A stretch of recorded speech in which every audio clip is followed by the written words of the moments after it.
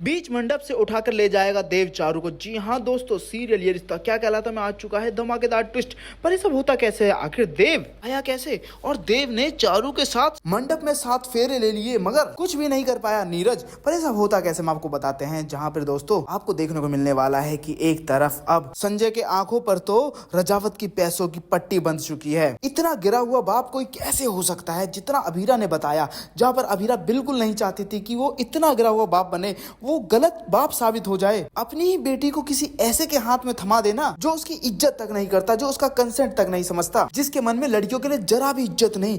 ऐसे परिवार में संजय अपनी बेटी को ब्याहने को तैयार है, जहां अवीरा ने तो खरी खोटी सुनाई है अच्छी खासी, जहां पर अब सबके सामने एक्सपोज कर दिया जब नीरज को सबके सामने। वही नीरज ने भी ड्रामा करने से चूका नहीं और वो बोल दिया कि हमारे प्राइवेट पलों को, हमारे बीच के प्यार को तुमने सबके सामने तमाशा बनाकर रख दिया। तो वहीं एक जोरदार चांटा भी लगा दिया था अवीरा ने तो नीरज को। तो वहीं अब इस बात से बहुत ज्यादा खफा हो चुका है नीरज, जहां पर अब नीरज अच्छी तरीके से जानता था कि कुछ भी हो जाए ये डील के लिए संजय तो मेरे साथ अपनी बेटी की शादी कराएंगे ही कराएंगे। तो वहीं जब अरमान और अवीरा भड़क रहे होते हैं रजावत परिवार से, तो वहीं अब रजावत परिवार के हेड यानी कि नीरज के पापा उठते हैं और बोलते हैं यहाँ पे हमारी खूब बेइज्जती हो गई, अब हम यहाँ से जा रहे हैं। तो वहीं संजय तो उनके पैरों पे गिर जाता है, जहां अब नीरज के पापा कहते हैं कि ये शादी नहीं होगी और साथ ही हमारी जो डील होने वाली थी वो भी नहीं होगी। जहां पर अब संजय उनके पैरों में गिरकर बोलते हैं मुझे माफ कर दीजिए, इनकी तरफ से मैं माफी मांगता हूं आपसे। और अब किन की बातों में आ रही है, अरमान और अवीरा?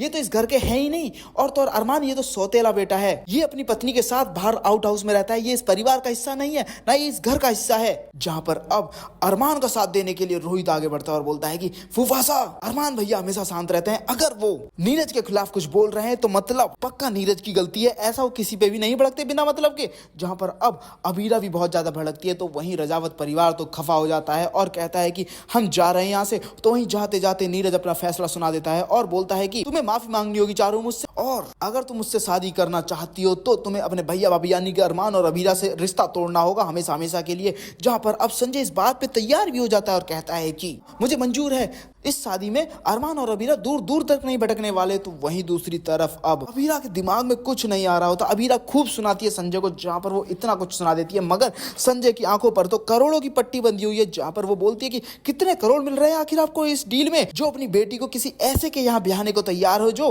तुम्हारी बेटी की जरा भी कदर नहीं करता, बिना पूछे बिना इजाजत के। नीरज ने चारू को छुआ था, गलत तरीके से छुआ था, उसके साथ जबरदस्ती की थी। हाँ हो सकता है उसने मना ना किया हो, रिक्वेस्ट की हो चारू ने, मगर फिर भी उसने एक बार नहीं सुना। जहां पर अब सबके सामने जब संजय गुस्से में बोलता है कि बोलो चारू, तुम्हें इससे कोई तकलीफ नहीं है, इस शादी से तुम्हें कोई तकलीफ नहीं। तो वहीं अब संजय हाथ पकड़ता है चारू का और काजल का और बोलता है कि ये शादी तो होकर रहेगी, और हाथ पकड़ के ले जाता है। जहां पर दोस्तों अब धमाका तो होने वाला है, क्योंकि जब सारे रास्ते बंद हो चुके हैं तो वहीं अब अभीरा के मन में सिर्फ लास्ट ऑप्शन दिखाई देता है, जहां पर अब वो लेने वाली है देव की मदद और देव को फोन करके बुलाने वाली और कहेगी कि प्लीज देव आ जाओ और हमारी चारू को अपने साथ ले जाओ, उसे खुश रखना हमेशा हमेशा के लिए, मगर अगर तुम नहीं आए तो फिर वो किसी ऐसे के हाथ चली जाएगी यानी कि नीरज के, जो कि उसकी जरा भी परवाह नहीं करता। जहां अब देव आने वाला है और मचने वाला है पोद्दार हाउस में तहलका।